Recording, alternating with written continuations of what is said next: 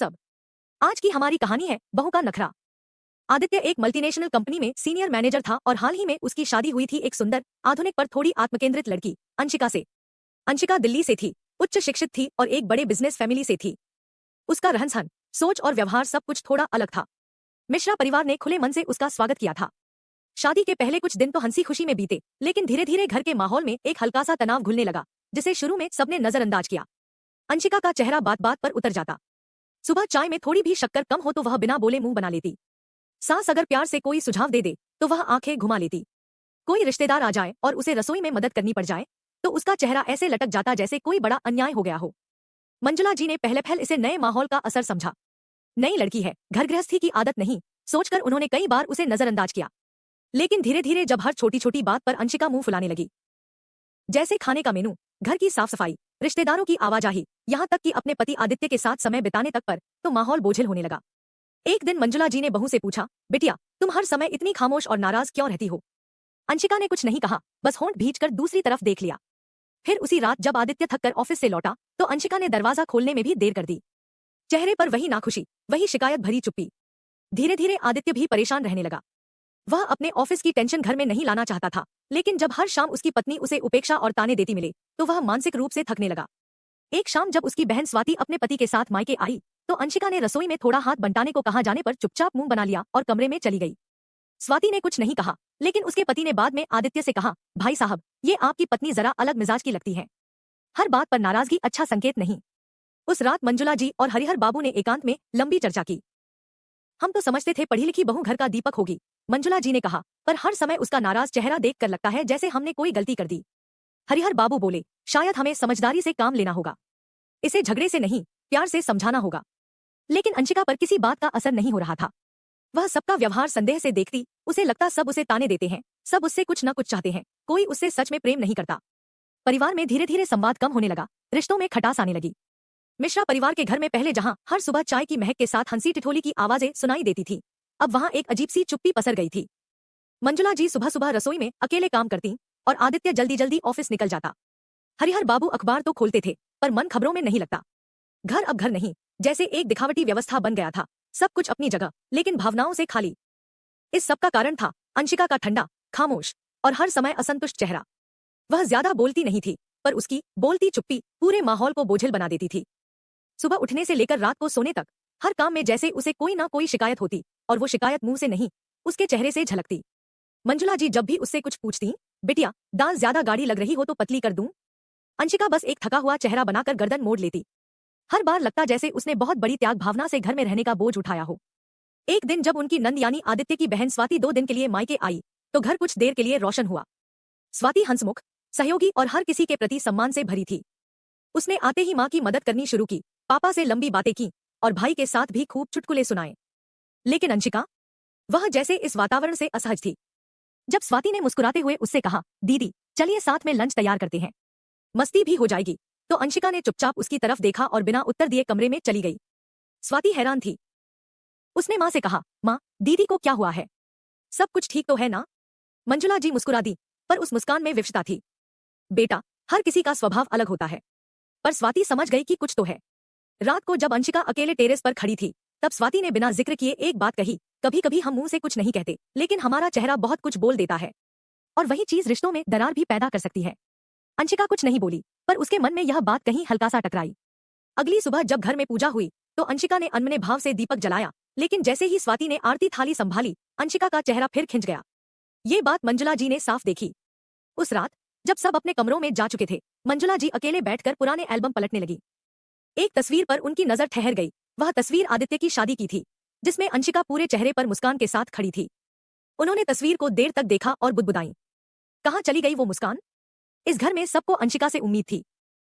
उसकी पढ़ाई, उसकी शालीनता, उसका स्मार्ट व्यवहार, सब कुछ देखकर लगा था कि वह इस परिवार को जोड़ने वाली डोर होगी। लेकिन अब वह डोर ही हर समय खिंची हुई महसूस होती थी। एक दिन हरिहर बाबू के एक पुराने मित्र और उनकी पत्नी घर आए। बातों बातों में उन्होंने मजाक में कह दिया, आपकी बहू तो बड़ी सीरियस लगती है, लगता है जैसे मुस्कुराना भूल गई हो।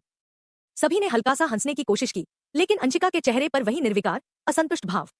उनके जाने के बाद हरिहर बाबू ने आदित्य से पहली बार सीधा सवाल किया, क्या तुम लोग खुश हो? आदित्य ने कुछ पल चुप रहकर कहा, पापा मैं चाहता हूं कि हम सब खुश रहें। लेकिन जब हर दिन कोई मुंह लटकाकर आपको देखे तो मन भी लटक जाता है। यह बात अब धीरे धीरे घर के हर कोने में महसूस की जा रही थी। अंशिका का व्यवहार अब सिर्फ घर वालों के लिए ही नहीं बल्कि आदित्य के लिए भी असहनीय होता जा रहा था।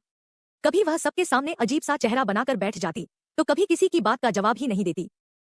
उसकी चुप्पी में एक तरह की तुर्शी और तिरस्कार था जो धीरे धीरे आदित्य के आत्मसम्मान को भी कचोटने लगा था।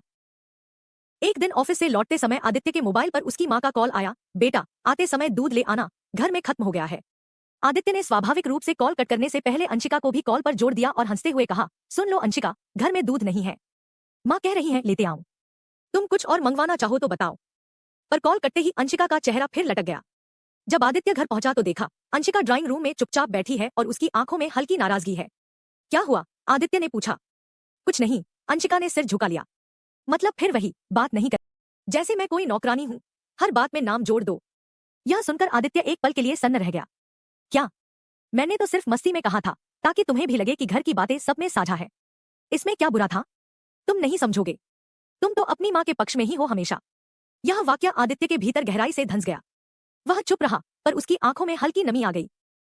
उसने कुछ नहीं कहा, बस बाहर बालकनी में जाकर देर तक टहलता रहा। उस रात पहली बार आदित्य ने मंजुला जी से अकेले में कहा, मां मुझे नहीं समझ आता मैं क्या गलत करता हूं। जो भी कहो अंशिका को बुरा ही लगता है। मैं उससे प्यार करता हूं, उसका ख्याल रखता हूं, फिर भी वो हर चीज को शिकायत की नजर से क्यों देखती है। मंजुला जी ने बेटे के बालों में हाथ फेरते हुए कहा, बेटा शायद उसे अभी भी यह घर अपना नहीं लगता। वो अभी भी सबको जज कर रही है। जब तक वह अपनाने का भाव नहीं लाएगी तब तक हर बात उसे बोझ ही लगेगी। अगले कुछ दिनों तक आदित्य ने अंशिका से बात करना कम कर दिया। वह पहले की तरह देर तक ऑफिस में रुकने लगा। जब घर आता तो सीधे अपने कमरे में चला जाता।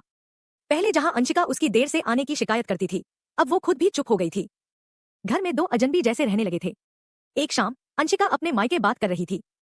फोन पर उसकी मां कह रही थी, तुम्हें वहां खुद को एडजस्ट करना पड़ेगा बेटा। हर बात पर मुंह बनाना किसी रिश्ते को नहीं जोड़ता। मां, पर कोई मेरी पसंद नापसंद समझने की कोशिश भी नहीं करता। तो तुमने जताया कब? जब भी तुम्हें कुछ नहीं अच्छा लगता तुम चुप हो जाती हो। वो लोग क्या पढ़कर समझें कि तुम क्या चाहती हो। अंशिका को यह सुनकर थोड़ा झटका लगा। उसकी अपनी मां भी उसे यही बात कह रही थी जो अब तक सास, पति या नंद ने इशारों में कही थी। रात को जब आदित्य घर लौटा तो अंशिका ने पहली बार चुप्पी तोड़ने की कोशिश की, आज बहुत लेट हो गए। आदित्य ने सिर्फ हाँ कहा और अपने कमरे में चला गया। कोई नाराजगी नहीं, कोई प्रतिक्रिया नहीं। पर यही ठंडी प्रतिक्रिया अब अंशिका को चुभने लगी थी। अब तक वह सामने वालों की बातों को बोझ समझती थी, अब उनकी खामोशी को भी बोझ लगने लगा। एक रविवार की सुबह थी। मिश्रा परिवार में थोड़ी हलचल थी क्योंकि आदित्य की बहन स्वाति अपने पति के साथ फिर से कुछ दिनों के लिए मायके आई थी। घर में हल्का फुल्का उत्साह तो था, पर अब यह उत्साह केवल सीमित लोगों के बीच सिमट गया था क्योंकि अंशिका का चेहरा हमेशा की तरह संजीदा और भावहीन बना रहता। स्वाति ने आते ही रसोई में मां की मदद करनी शुरू की और आदित्य के साथ मिलकर कुछ मीठा बनाने का प्लान किया। भैया चलिए आज मैं गाजर का हलवा बनाती हूँ, आप भी हाथ बंटाइए, स्वाति ने कहा। मंजुला जी मुस्कुराई, और अंशिका बेटा तुम भी आ जाओ, एक साथ रसोई में मस्ती होगी। लेकिन अंशिका ने हल्का सा मुंह बनाया और बोली, मुझे सिर दर्द हो रहा है, मैं लेट जाती हूँ। सबने एक दूसरे की तरफ देखा, फिर कोई कुछ बोले बिना अपने अपने काम में लग गया। कमरे में जाकर अंशिका ने पर्दा खींच लिया और लेट गई। लेकिन उसके कान वहीं लगे रहे, बाहर की हंसी, बातचीत, हलवे की खुशबू और सबसे ज्यादा उस माहौल की जीवंतता जो उसके बिना भी पूरी थी। दोपहर में खाना परोसा गया। सब खाने की मेज पर थे। स्वाति ने प्यार से कहा, दीदी खाना तो बहुत अच्छा बना है आज, पर अगर आप रसोई में होती तो थोड़ा और मजा आता। अंशिका ने जबरन मुस्कुराने की कोशिश की, लेकिन वह मुस्कान आंखों तक नहीं पहुंची। स्वाति ने यह देखकर थोड़ी हंसी में कहा, दीदी माफ करिएगा, पर आपको देखकर कभी कभी लगता है जैसे आप किसी क्लासरूम की सख्त टीचर हैं, हमेशा गंभीर, हमेशा चुप, जैसे आप लोगों से नहीं उनकी कमियों से बात करती हैं। पूरे खाने की टेबल पर एक क्षण के लिए सन्नाटा छा गया। स्वाति ने खुद भी तुरंत कहा, माफ करिएगा दीदी, मेरा मतलब सिर्फ इतना था कि आप अगर थोड़ा खुलें तो शायद हम सब एक दूसरे को और अच्छे से जान पाए। अंशिका ने कोई जवाब नहीं दिया। वह बस अपने खाने की प्लेट देखती रही, लेकिन उसके भीतर कुछ जरूर दरक गया था। उस रात वह देर तक आईने के सामने बैठी रही। वह खुद से पूछ रही थी, क्या मैं वाकई ऐसी दिखती हूँ? क्या मेरे चेहरे पर हमेशा शिकन होती है? क्या मेरी मौजूदगी रिश्तों को जोड़ती नहीं बल्कि तोड़ती है? अगले दिन जब सब नाश्ते के लिए बैठे तो अंशिका ने चुपचाप चाय बनाई और सबके सामने लाई। यह पहली बार था कि उसने बिना कहे किसी काम में हिस्सा लिया। स्वाति ने हैरानी से मां को देखा और फिर मुस्कुराते हुए बोली, दीदी आज तो मौसम ही अलग लग रहा है। मंजुला जी ने भी हौले से सिर हिलाया, लेकिन अंशिका के चेहरे पर कोई मुस्कान नहीं थी, बस एक सोच, एक खामोश स्वीकारोक्ति थी कि शायद कुछ तो बदलने की जरूरत है। उस दिन दोपहर में अंशिका ने अपनी डायरी खोली, जो शादी के बाद से उसने छुई भी नहीं थी। उसने पहली बार खुद को शब्दों में उतारना शुरू किया। कई बार हम यह मान लेते हैं कि सामने वाला गलत है, इसलिए हम नाराज हैं। पर जब हर रिश्ता एक जैसा ही लगने लगे, बोझिल, दिखावटी, थकाऊ, तो शायद गलती कहीं और नहीं, अपने भीतर होती है। वह लिखते लिखते रो पड़ी। मिश्रा परिवार में आने वाले सप्ताह के रविवार को एक पारिवारिक पूजा और भंडारे का आयोजन रखा गया था। यह आयोजन हर साल आदित्य के दादा की पुण्यतिथि पर होता था और परिवार के कई करीबी रिश्तेदार, पड़ोसी और मित्र आमंत्रित रहते थे। घर में 2 दिन पहले से ही तैयारी शुरू हो गई थी। मंजुला जी और स्वाति पूरे मन से व्यवस्था में लगी थी। हरिहर बाबू ने बिजली और पंडाल की व्यवस्था संभाली और आदित्य ने खुद कुरियर से आमंत्रण कार्ड भिजवाए। लेकिन अंशिका, वह हर चीज में या तो चुप रहती या फिर कोई ना कोई तन से भरा चेहरा बना लेती। जब मंजुला जी ने कहा, बिटिया तुम फल धोकर काट दो, तो अंशिका ने गहरी सांस ली और बहुत ही धीरे से, जैसे बहुत भारी काम पकड़ा हो, उठकर किचन की ओर चली गई। उस दौरान स्वाति ने उसके पीछे जाते हुए हौले से कहा, दीदी ऐसे लग रहा है जैसे किसी ने जबरदस्ती सेवा में लगा दिया हो। ये घर है, दफ्तर नहीं। अंशिका ने बिना कुछ कहे चाकू उठाया और फल काटने लगी, लेकिन उसके चेहरे पर अब भी वही पुराना शिकन था। अंततः पूजा का दिन आया। सुबह से ही मेहमान आने लगे। घर में चहल पहल थी, बच्चे खेल रहे थे, औरतें पूजा की सामग्री सजा रही थी और पुरुष मंडली बाहर तंबू के नीचे बैठकर पुराने किस्सों में हंसी बांट रही थी। मंजुला जी ने सबके लिए हल्का फुल्का नाश्ता तैयार करवाया और स्वाति के साथ अंशिका से भी कहा, बिटिया तुम और स्वाति सबको प्लेट परोस दो, मैं पंडित जी को देख लूं। स्वाति तो मुस्कुराते हुए ट्रे लेकर निकल गई, लेकिन अंशिका वहीं खड़ी रह गई, चेहरे पर स्पष्ट नाराजगी। उसे यह बात ठीक नहीं लगी कि इतने लोगों के सामने उसे परोसने के लिए कहा गया। उसके चेहरे पर ऐसा भाव था मानो वह कोई नौकरानी बन गई हो। एक रिश्तेदार, आदित्य की मामी, ने यह देख लिया और मुंह फेर कर मुस्कुराई, फिर धीरे से कहा, आपकी बहू का चेहरा तो ऐसा है जैसे किसी ने शादी करके सजा दे दी हो। यह बात अंशिका ने सुन ली, लेकिन उसने फिर भी कुछ नहीं कहा, बस तेज कदमों से रसोई में लौट गई और ट्रे वहीं रख दी। तभी आदित्य वहां आया। उसने सब देखा और फिर हल्की आवाज में पूछा, तुम्हें कुछ असहज लग रहा है? अंशिका ने कहा, यह सब काम मेरे लिए नहीं है। लोगों के बीच में प्लेटें उठाना, पानी पूछना, ये सब मेरी आदत में नहीं है। आदित्य का चेहरा अब बदलने लगा था। फिर किस चीज की आदत है तुम्हें, अंशिका? क्या मुस्कुराने की भी नहीं? क्या अपने घरवालों की मदद करने की भी नहीं? क्या हमेशा असंतोष और नाराजगी को ही ओढ़े रहना ही तुम्हारा स्वभाव बन गया है? यह सुनकर अंशिका पहली बार सामने से कुछ कहने के बजाय चुपचाप वहां से चली गई। पूजा के बाद सभी लोग भोजन पर बैठे। अंशिका कहीं नजर नहीं आई। सब पूछने लगे, बहू कहाँ है? किसी ने कहा, अरे इतनी बड़ी बहू हो गई है पर काम से ऐसे भाग रही है जैसे रिश्तेदारों को देखना जहर लगता हो। ये बातें अब अंशिका को अंदर तक चुभ रही थी। उसने ऊपर कमरे में बैठकर सबकी बातें सुनी और एक एक शब्द जैसे उसके आत्मसम्मान को घिसता चला गया। उस रात वह देर तक जागती रही। डायरी खोली और लिखा, आज पहली बार लगा कि मेरा चेहरा मेरी सबसे बड़ी पहचान बन गया है और वह पहचान ऐसी बन चुकी है जिससे लोग कतराने लगे हैं। क्या मैं इतना असहज, इतना अलग हो चुकी हूँ कि रिश्ते अब बोझ लगने लगे हैं? क्या मुझे दूसरों से पहले खुद को बदलने की जरूरत है? भंडारे वाले दिन की घटनाओं के बाद घर में अंशिका को लेकर माहौल और भी बदल गया था। अब लोग उससे बात करने से पहले सोचने लगे थे। कोई काम कहने में हिचकता और उसकी मौजूदगी में बातचीत भी सावधान सी होने लगी थी। यह एक अलग तरह की दूरी थी जो अनकही थी लेकिन साफ नजर आ रही थी। कुछ दिनों बाद एक पुरानी सहेली, काव्या, लखनऊ आई। कॉलेज के दिनों में अंशिका और काव्या गहरे दोस्त थे। काव्या अब मुंबई में एक कॉर्पोरेट फर्म में काम कर रही थी और शादीशुदा भी थी। उसने अंशिका को फोन किया, चलो मिलते हैं, एक कॉफी डेट हो जाए, तुम्हें बहुत मिस किया। अंशिका ने पहली बार खुशी से हाँ कहा। उस दिन उसने साड़ी की जगह हल्का मेकअप करके एक नीली ड्रेस पहनी जो शादी के बाद से उसने कभी नहीं पहनी थी। जब वह कॉफी शॉप पहुंची तो काव्या ने मुस्कुरा कर कहा, वाओ, शादी के बाद तो तू और भी सुंदर हो गई है, बस वो तेरी मुस्कुराहट गायब है। अंशिका ने हल्के से मुस्कुराने की कोशिश की। बैठने के बाद जब दोनों ने कॉलेज की बातें शुरू की तो माहौल थोड़ा खुला। पर जैसे ही काव्या ने पूछा, तो कैसे चल रहा है शादीशुदा जीवन, अंशिका का चेहरा फिर वही सख्त और थकासा हो गया। उसने कहा, सब ठीक है, बस थोड़ी समझ की कमी है, कोई मुझे समझने की कोशिश ही नहीं करता। काव्या ने उसकी बात ध्यान से सुनी, फिर कॉफी का एक सिप लेते हुए धीरे से पूछा, क्या तू कभी खुद को भी समझने की कोशिश करती है? अंशिका चौंकी, मतलब ये कि तू हमेशा ये कहती है कि लोग तुझे नहीं समझते, पर तू कभी उन लोगों को समझने की कोशिश करती है क्या? कॉलेज में भी तू हर छोटी बात पर मुंह बनाकर बैठ जाती थी, तब लगता था ये तेरा बचपना है, पर अब भी अगर तू वही है तो ये बचपना नहीं, तेरी आदत बन गई है। अंशिका को ये शब्द बहुत कठोर लगे, लेकिन वह जानती थी कि काव्या की बातों में छल नहीं था। काव्या ने आगे कहा, देख अंशु, शादी सिर्फ दो लोगों का नहीं, दो परिवारों का रिश्ता होता है। तू खुद को कितना भी आधुनिक समझ ले, लेकिन रिश्तों में अगर तेरा चेहरा हर वक्त शिकायत का आईना बना रहेगा तो लोग धीरे धीरे तुझे देखकर डरने लगेंगे, अपनाने से पहले सोचेंगे, और फिर तू अकेली हो जाएगी खुद के बनाए हुए घेरे में। अंशिका की आंखें नम हो गईं। क्या मैं वाकई इतनी बदल चुकी हूं?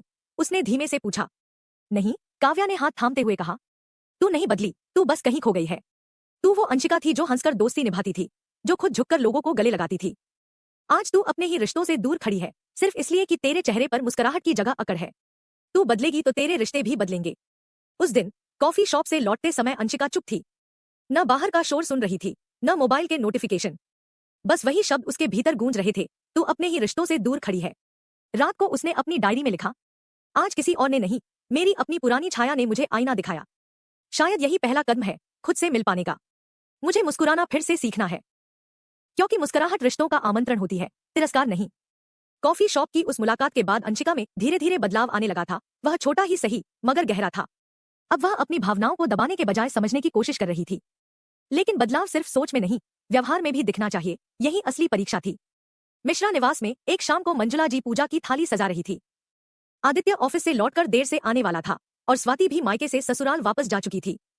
घर में एक हल्की सी खामोशी थी, जिसमें मंजुला जी अपने मन में बहुत कुछ छुपाए बैठी थी। अंशिका धीरे धीरे उनके पास आकर बैठ गई। कुछ देर दोनों चुप रहीं। मंजुला जी ने चुपचाप थाली में फूल सजाते हुए कहा, कुछ कहना चाहती हो क्या बिटिया? अंशिका थोड़ी झिझकी, फिर बोली, मम्मी जी, आपसे कुछ बात करनी थी। बहुत दिनों से मन में था लेकिन कह नहीं पाई। मंजुला जी ने थाली एक और रख दी और उसकी तरफ देखा। बोलो, खुलकर बोलो। आज तुम्हारी आंखें कुछ अलग कह रही हैं। अंशिका की आंखें भर आईं। मैंने बहुत गलत किया आप सबके साथ। शायद मेरे व्यवहार ने इस घर के हर सदस्य को कहीं ना कहीं दुखी किया है।